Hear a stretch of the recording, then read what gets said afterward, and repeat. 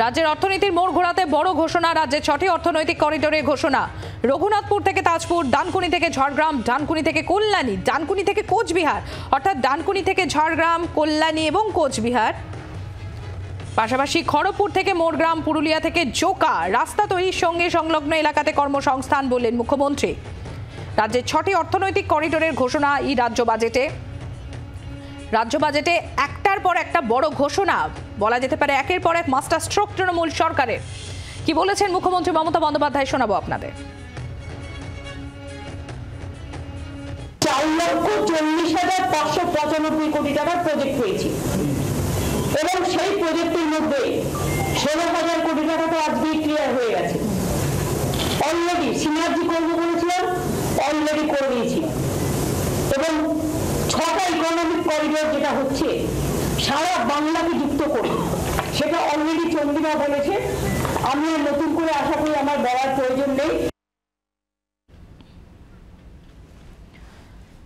আপনাদের আরো একবার জানাই, রাজ্যের অর্থনীতির মোড় ঘোরাতে সেখানে বড় ঘোষণা।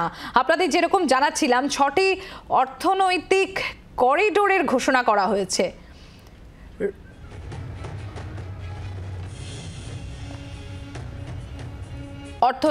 অর্থনীতির বিশ্লেষক অনির্বাণ দত্ত রয়েছেন আমাদের সঙ্গে। অনির্বাণ বাবু, এই যে রাজ্যে 6টি অর্থনৈতিক করিডোরের ঘোষণা করা হলো, রঘুনাথপুর থেকে তাজপুর, ডানকুনি থেকে ঝাড়গ্রাম, ডানকুনি থেকে কল্যাণী এবং ডানকুনি থেকে কোচবিহার এবং খড়গপুর থেকে মোরগ্রাম, তার পাশাপাশি পুরুলিয়া থেকে জোকা, এটা রাজ্যের অর্থনীতির মোড় ঘোরাতে কত বড় ঘোষণা বলে আপনি মনে করেন? দেখুন, এই কয়েক বছর ধরেই বাজেট হচ্ছে এবং বাজেটে এই লক্ষ্মীর ভান্ডার আর ইয়ে নিয়ে উৎসাহ থাকে, কিন্তু আজকে এই যে ঘোষণাটা করা হলো, এতগুলো এই যে করিডোরের কথা বলা হচ্ছে, এই করিডোর যদি সত্যি সত্যি হয়ে যায় তাহলে আমি বলবো যে পশ্চিমবঙ্গের অর্থনীতির একটা আমূল পরিবর্তন আসবে।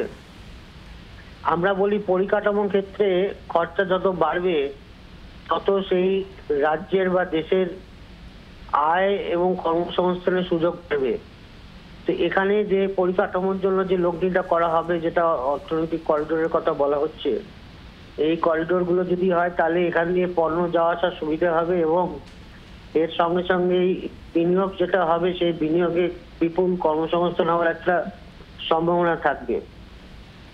2 নম্বর হচ্ছে, এই করিডোর ছাড়াও বাজেটের মধ্যে আরো অনেক কিছু নিশ্চয়ই আছে যেখানে আমরা দেখবো তার সুফলটা পেতে একটু সময় লাগে। দেখুন, আগামী 1 বছর পরেই কিন্তু আবার এই রাজ্যে নির্বাচন আসবে। সেই নির্বাচনের ফলাফলের উপর নতুন সরকার কারা গঠন করবে।